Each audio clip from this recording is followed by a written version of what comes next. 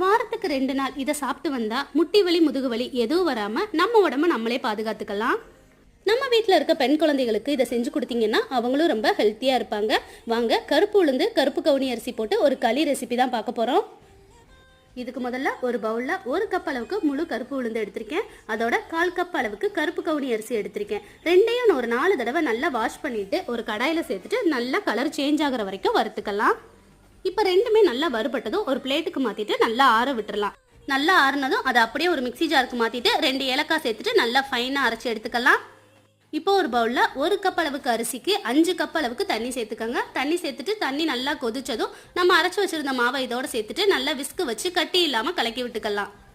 ஒரு 10 நிமிஷம் மீடியம் ஃப்ளேமில் வச்சு நல்லா கலந்து விட்டுக்கிட்டே இருந்தால் மாவு இந்த மாதிரி நல்லா கெட்டியான பக்குவமாக வரும். அவ்வளோதான், ஒரு சூப்பரான கருப்பு உளுந்து கருப்பு கவுனி அரிசி களி ரெடி ஆயிருச்சு. இதுக்கு நல்லெண்ணையும் நாட்டு சர்க்கரையும் சேர்த்து சாப்பிட்டோம்னா அவ்வளோ சூப்பராக அவ்வளோ டேஸ்ட்டாக இருக்கும்.